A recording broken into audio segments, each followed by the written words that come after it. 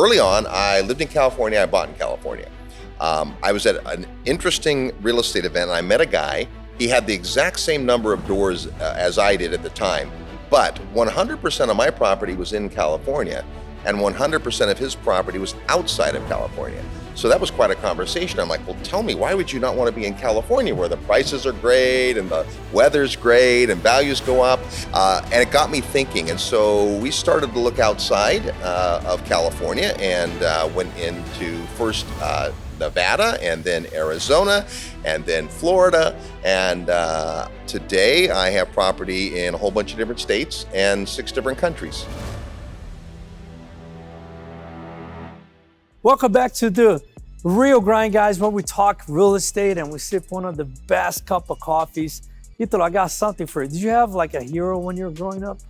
I did. I had a couple actually, but yeah, as a kid, I had a hero. Why? Right, so no, because today in the show, I have one in the industry, he's one of my superheroes. Super happy to have him here, but season 2 is here, baby. It has been great interviews and great people. I'm super excited to have here season 2 of The Real Grind. Let's get that show started. Let's go.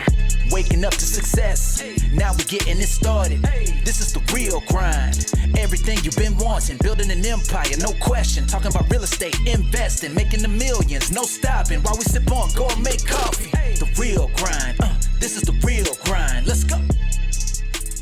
All right, he's a seasoned real estate investor and a former top agent, founder of the Real Estate Guys radio show, a wide popular radio show, the podcast with 190 countries and growing.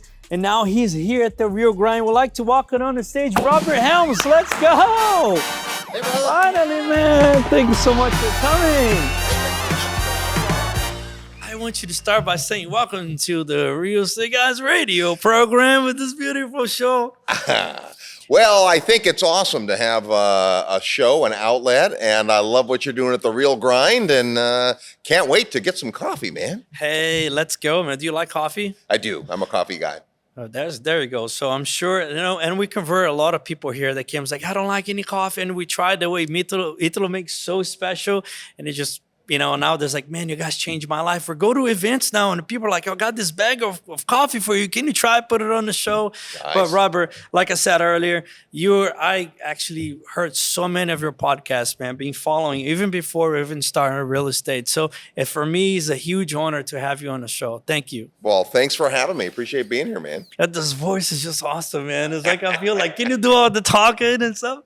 Very good. But Robert, without further ado, man, we just, here we start by what's your background, where you come from, where you grew up, and you had this desire of, you obviously have a very successful career in the real estate, but the radio show program, how did that start and your beginnings? Yeah, so I grew up in California, and Brian Tracy says whatever you enjoy doing between the ages of 7 and 14 could give you a clue into what you're going to spend your life doing. And my favorite thing was to play Monopoly.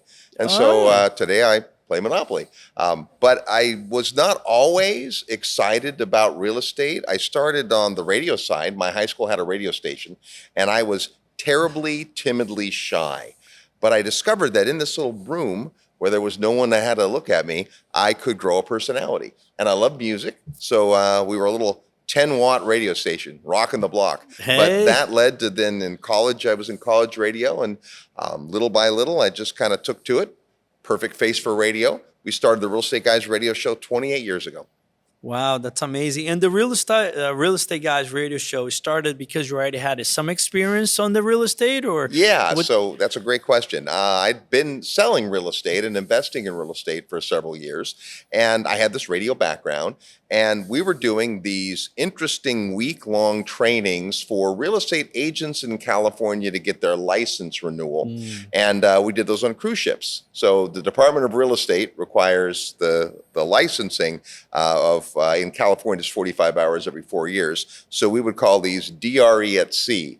And the guy who was doing the teaching, he cornered me one day on the cruise ship and said, hey, you've got a background in radio and I'm a speaker. What do you think about a radio show on real estate? I'm like, that'd be great. So we started that show on a little radio station in Northern California. And little by little, it grew and grew and grew. And today we're in 194 countries. It's crazy. Oh my goodness, man, Yeah. that's great. And do you guys actually have some type of translations for this country, or is it just English? No, it's just in English, although we've got a couple of people who take the show and then do a translation and show it on YouTube. It's pretty fun to watch. It's incredible, man. I want to check it out in Brazil because I'm from Brazil, Right. Originally, but that's so cool. Like see all this feedback, and you guys one of the pioneers on that industry, wasn't it? Yeah. So, we were on radio and still are on Yeah. traditional radio, but a guy at the station came up and he goes, "Hey, I started podcasting your show."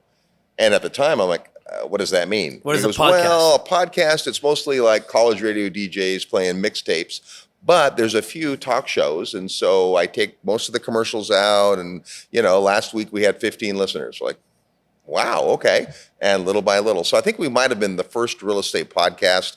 And then once you're up on the charts, if you will, then when people find podcasts, wherever they like to download those, you start to show up. And, today it's pretty smart. They recommend if you listen to this, you should try that and so forth. So especially with YouTube and all that stuff. Yeah. So you probably see guys like starting podcasts. It's like, we're the grandparents of that's the OGs awesome. in the podcast The world. OGs. Yeah. For sure, man. And what is the outline for the is now that we have so much more reach, right? With the, all these platforms and YouTube and Spotify and everything. And you guys record, is it once a month or is it once a week? Once a week. Okay. Every week, and we're aired on the Salem Radio Network on the weekends in some markets, and then the podcast kind of goes everywhere. And originally it was very front and center real estate. Over the years, we've stepped back a little and cover some broader picture economics, because if you're a real estate investor, you better understand the economy and the Fed and interest rates, and gold and silver and stocks and bonds. And it's the compared to what, especially if people are thinking about investing in real estate and they have their money somewhere else. So the more you know about the other places people can invest their capital, the better. And that's really the nature of the show. We have a guest almost every week, but not all the time. And when we first did the outline, my first co-host, Charlie, and I, we figured there were about 100 topics to cover in real estate. Well, once a week, that's 2 years and we'll be done. And here we are 28 years later, because it keeps changing. And talk, I can even name a few, but talk like a few people that been to the show. There's like, man, those guys. I know you have Robert Kiyosaki in there, but so some Robert big names in Kiyosaki there. has been the guy who has appeared on our show more than anybody else. But we've also had Steve Forbes and Donald Trump and Herman You had Donald Cain Trump and twice. Wow, that's before amazing. Before he was President Trump. Right. So we aren't political But at all. he's still the real estate Trump, so that can be a better fit. Very, very much so. And then guys like George Gammon, Peter Schiff, the macroeconomic guys, Brian London, Dana Samuelson on gold and silver. We've had, over the years, I had Ivana Trump, Ivanka's mom, on the radio show years ago. She was doing a real estate project. And then we've had several presidential candidates. And it's been fun. There's just so many different aspects to it. As you put different people in these seats, you learn all kinds of stuff, and there's so much, history and legacy there. And just like here, there's the before and after the show. It's one thing in your recording, right? But it's having a relationship outside of that. And it's been really, really fun to have those shows. Before COVID, we had, in more than 20 years, only done 3 phone interviews ever. Every other time we'd been face to face. And that was an interesting nuance, because when you're face to face with someone, it's a lot different than when you're on a Zoom call or on the phone. Right. Now, after COVID, that kind of changed, and now everyone expects that they're going to be on a Zoom call. But it's nice to be live in a studio, and I think that's just a big appeal to it. Is it's a conversation. It's not a monologue. Yeah, absolutely. Like you see that face expressions, and you see that, and plus, everybody that comes here to the show, somehow after the show, we just bonded too, right? You become like, man, remember you came, it just bonds. It is great for that purpose as well. But man, I heard, and you told me that you like coffee. What about we try some coffee? Let's try some coffee. All right. Guess what time is it? It's coffee time. Let's go.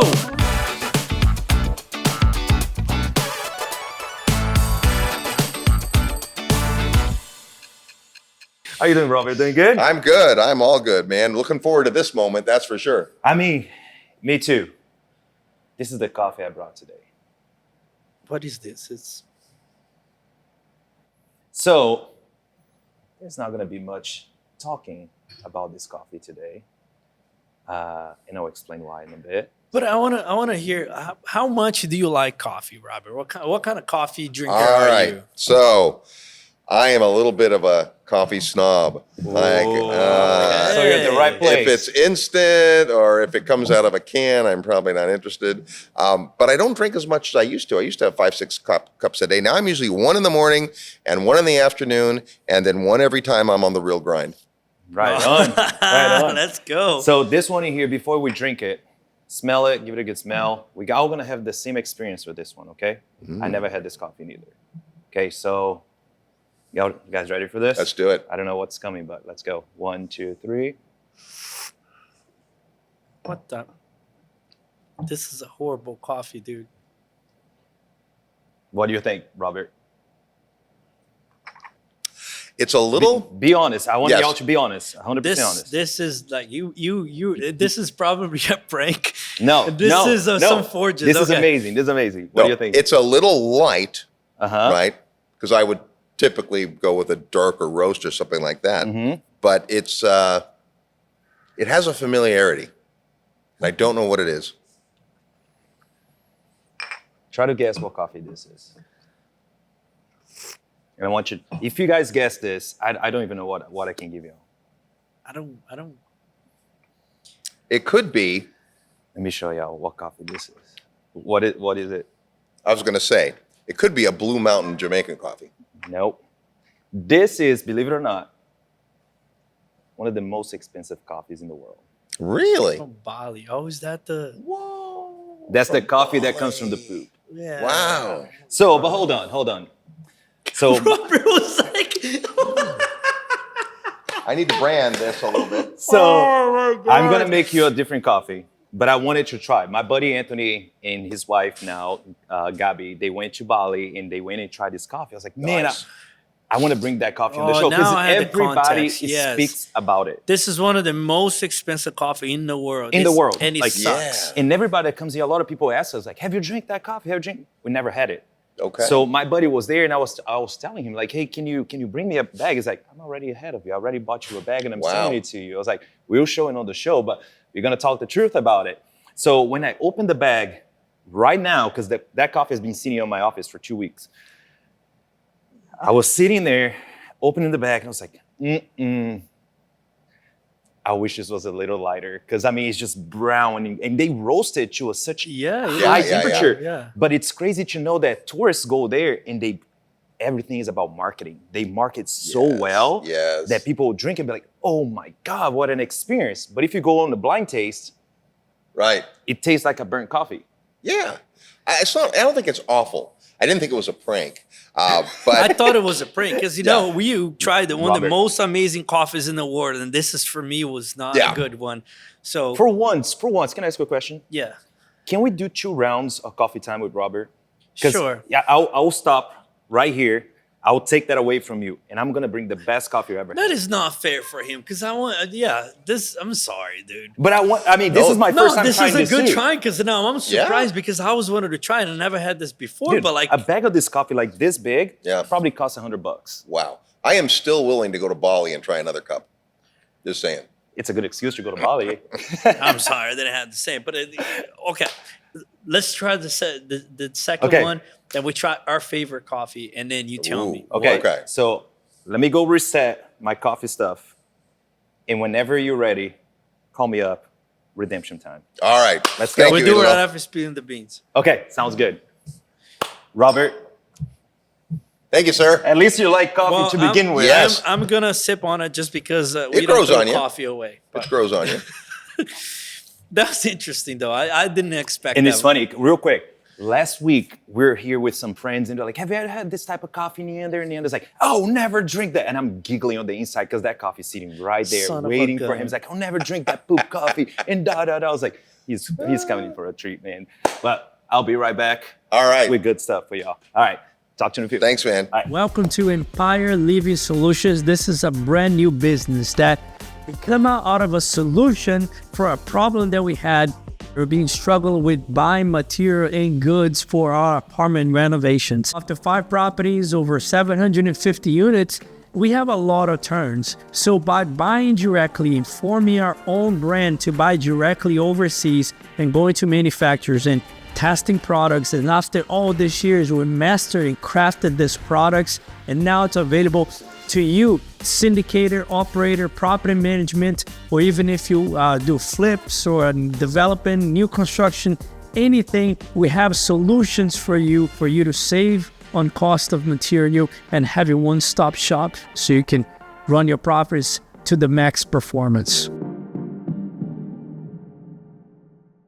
Robert, so talk to me a few of your highlight projects on the real estate, man. I know you got some projects going on in different parts of the world, actually. So talk to me a little bit about that, how you got there. So, I think that it's a big, beautiful world. And there's no reason to just go out and buy property in different markets. However, there is definitely a diversity when you invest in different places.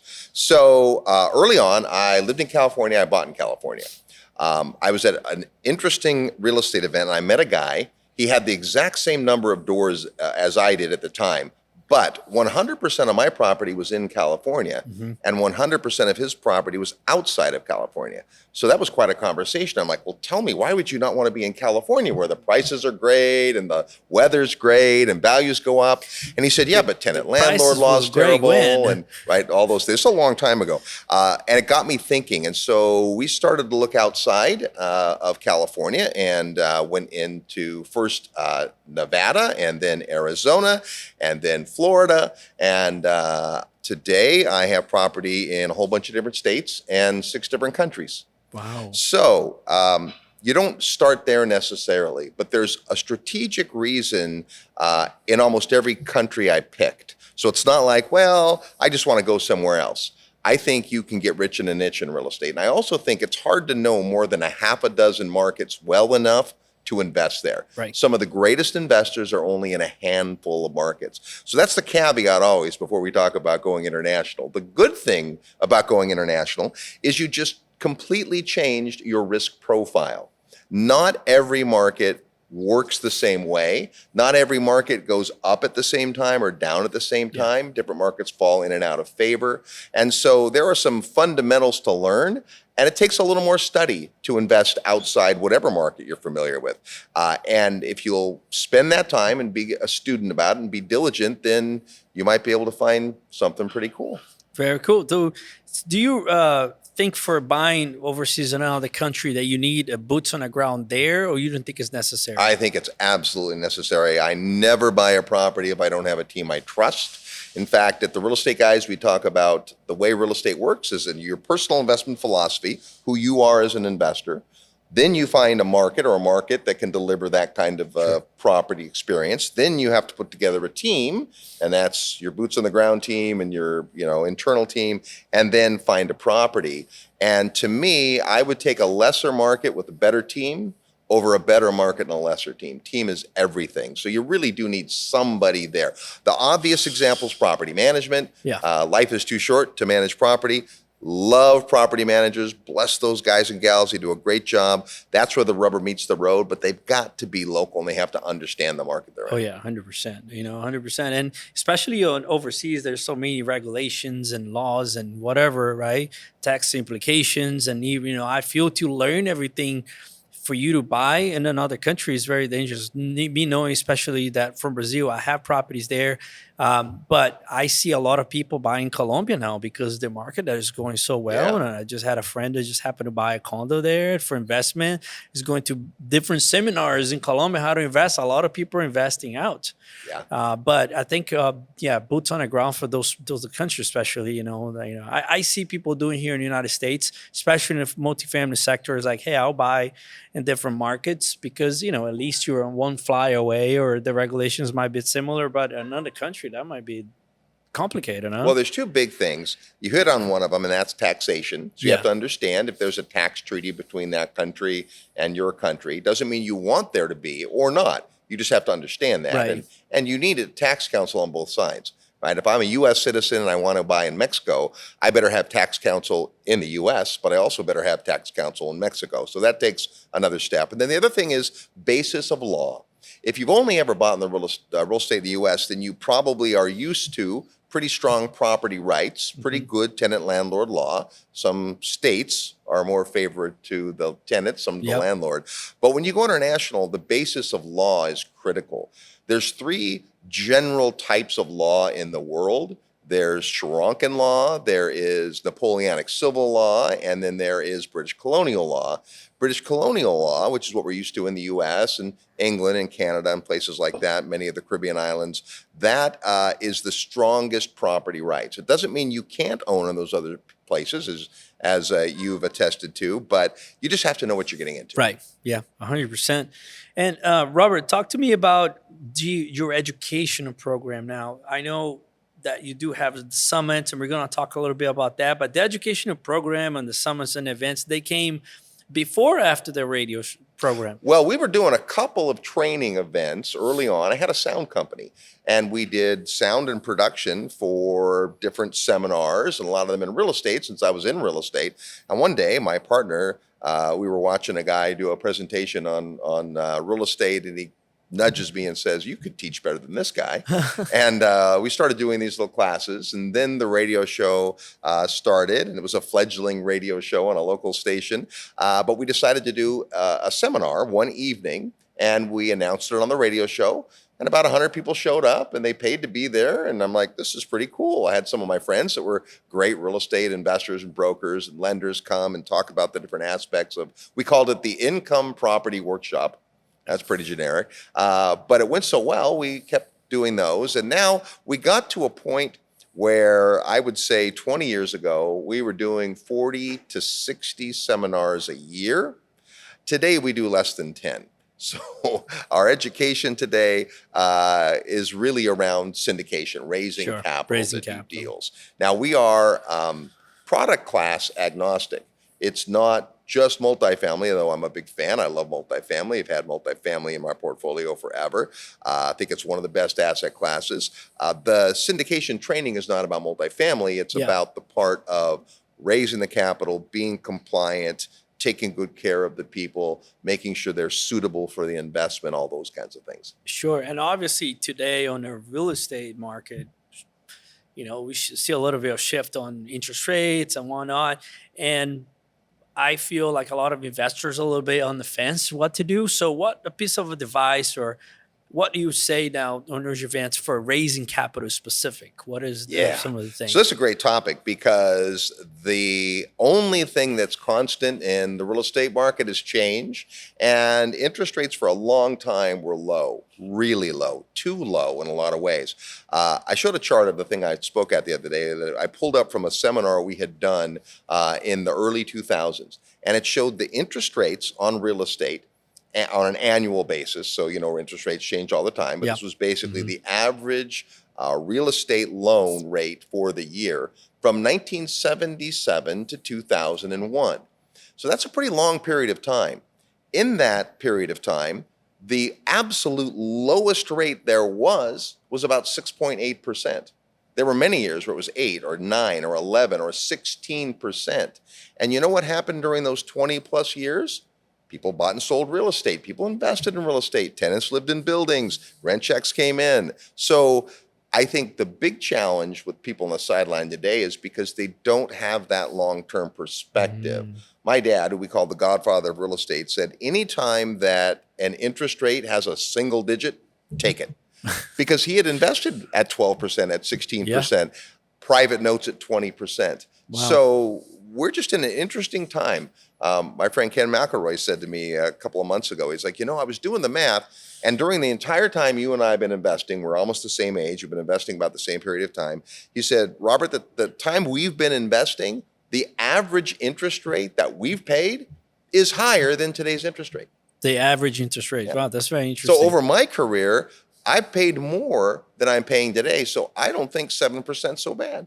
Yeah, absolutely. And this is, for me, I'm newer into the real estate, right? And And then this is what I've seen, right? I never paid attention to interest rate 15 years ago, 10 years ago. I mean, obviously to buy a house or something, but now I see it. And then, of course, the people that are more mature, more seasoned in the industry keep saying the same thing. And it's like, this is an opportunity now to actually buy. Prices come a little bit down, so definitely. Robert, what are you looking for today? If it is a storage, is a multifamily, is it notes, is a gold? What is Robert is looking for 2024? Yeah. So for years, I've been a hands-on investor. When I started, I was C class, worked myself up to B class. Today, my favorite thing is to hand the ball to somebody else. I love to passively invest in things that I don't have exposure to.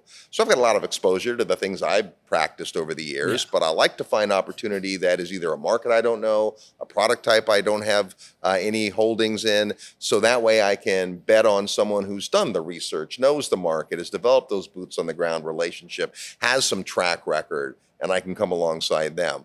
But I really am agnostic in terms of product type. I like to invest in businesses. I like to invest in buy and hold. I look at opportunities in development. We've been in the development business now since 2002. That's a very hands-on business. Yes. And although I love that business, I love when someone else is doing all the work instead. That's good, man.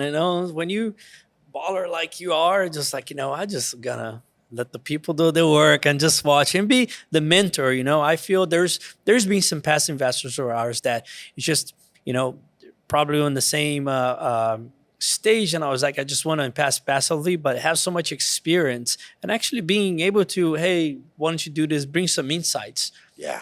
Some of the knowledge that it's right there. Well, it's one of the neat things about getting a team together. You've got your folks that are in there doing the work. You've got people that are investing. And some investors are truly passive. They're just, here's my money and call me in 5 years. But I would much rather have folks involved that are interested, that want to learn through the experience, that understand everything doesn't go perfectly every time. But if, you mentioned the prices, there's multifamily is on sale right now. But if you bought a couple of years ago and you're hanging on, hey, it doesn't matter what the price is today. What matters is that you provide clean, safe, affordable housing for families that need it. You keep doing that, and the world's going to take care of you. Absolutely. We're big in that, taking care. We say this all the time, take care of the community takes care of the property takes care of investors. Bingo. Everybody's happy. Yep. That's how it works, man. Hey, Robert, we have today the team put together the Spilling the Beans. We're going to ask you some questions and would you rather. And let's have the Spilling the Beans with Robert. Let's go.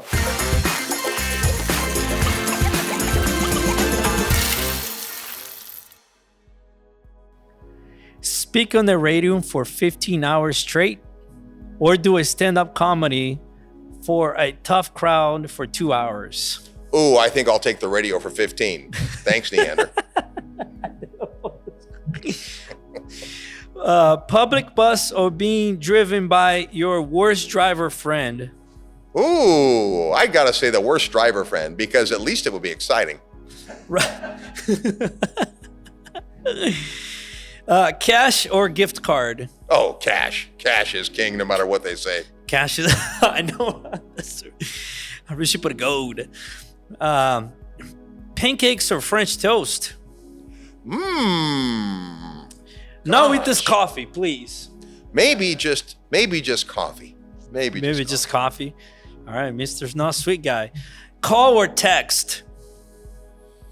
I'm going to say call. I'm old school that way. I love to text. I think it's effective and efficient, but you can't pick out the nuances in somebody's voice over Especially with this awesome voice. I'll call Mr. Robert all day long, man. Say, this is Robert Helms. All right. Loud neighbors or noisy neighbors? What is the difference, Italo? Loud neighbors or nosy? Oh, nosy. Okay. Oh, I'll go with loud over nosy. Yeah, know, right? Bring it on. That's why in Brazil, man, we have the nosy ones because this is a Latino community. They want to know. Robert, okay, gold or real estate? Oh, gosh. Okay. I love gold. I love silver, but they're not investments. It's real estate. It's real and estate. that completes the Spilling the Beans with Robert Helms. Let's go. All right, so this is gonna be the redemption here for this coffee. Round 2. Round 2. Robert, blind test here for you. Okay. Let me hand these 2 cups right here to you. All right. Which one do you think you drank first? Which one do you think was the poop coffee? I was going to guess that one based on its color, but I'm not sure now. I'm going to guess that one anyway. This one? Yeah. Nope. wrong. Nope. So if you look at it, a lot of times the reason why that flavor was so strong in a way, there was like a punch. Yeah. See all the Roasted so much. how shiny it is? Yeah.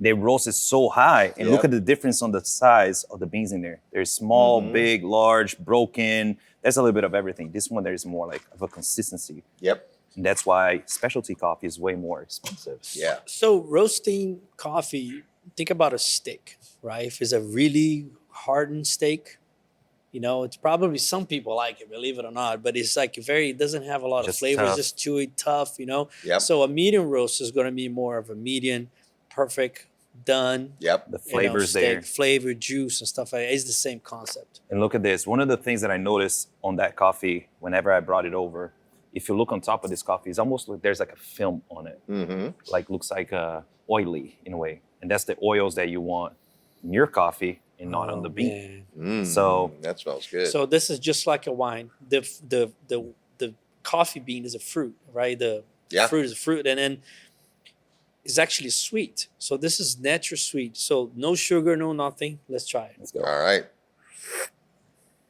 Oh God. Probably thinking more of a tea. No, that's really good. But that's good stuff, man. Yeah. There's no sugar in there, nothing. Nothing. Wow.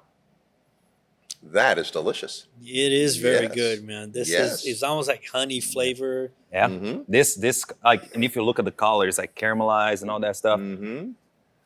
This is a real coffee. Right. And this crap But- here, screw this thing.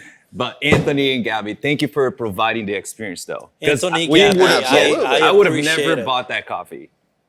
But I've always wanted to have the experience. Well, when you go to buy a coffee and you have to go to the finance department to buy it, you have to question that. But I enjoyed that experience, but I do prefer this one a bit. I like that. I like that. And but yeah, so I just really wanted to have a good experience. And there's nothing better than set the expectations low, and then you come in with something like this. That's exactly You what saved it. You saved it. I Because it was saved like, it was for me, it was like, that's when the beginning was a little shocked because there was disappointment. I wanted people to come here out of here. Man, I had the best coffee at the Rio Grande. And then that was, I wouldn't let It was literally- Robert Helms walk out of this door being it was like literally crappy calling coffee. people with that voice saying that my coffee was bad. No. But that's all I wanted Fully to redeemed. Thank there you, you go. Italo. Thank you Good so stuff. much. Save Let me it. go back to my corner in there and talk to you guys soon. All right. All right. Thank you. So, Robert, this is what will be part of the show. Look at camera 3, and if you could talk to your younger self, my man, like something you could tell yourself to do something different, to inspire him or whatever, what would you have to say? Yeah, so I've been thinking about that because I have a very blessed life and there aren't too many things I'd change. But if I could, I'd go back and say, Robert, step it up, man. I mean, when I started, I would invest in a property a year. And if I had just gone a little more, pushed a little harder, stayed a little later, learned a little more, got around folks, that would be number one. And number two would be, Robert, just get around the right people. Because when you hang out with people that are going places, doing things, have been there, done that, instead of hanging around people who are talking about what they would do someday if they could get out of their job, it changes your whole life. So change the crowd you're around, right? Jim Rohn says you become the average of the 5 people you spend the most time with. 100%. So Robert, spend time with some awesome people. Of course, today I get to do that a lot. Robert, thank you so much for coming. Like I said, I'm a big fan. This day actually for me is special because I've been admiring you for so long, and thank you for coming today to the show. Thanks, Neander. Thanks for having me. You asked a long time ago and my schedule never allowed, and finally we got it done here in season 2. Let's go, man. Thank you so much for watching The Real Grind, for following us on YouTube, Instagram. If you're not doing that just yet, give us a thumbs up, give us a follow, so you're never gonna miss out guests like Robert Helms. You're never gonna miss out experience like we just had today. Poop coffee? Not sure about that, but if you like it, have at it. We're gonna keep having our specialty coffee here because you know what? We're as true as it comes. Follow us on every social media and podcast platform. We are there. This episode is also sponsored by ELS, Empire Living Solutions. Check out this website and check our amazing products in there. As always, guys, let's go. This is the real grind. Waking up to success, now we getting it started. This is the real grind.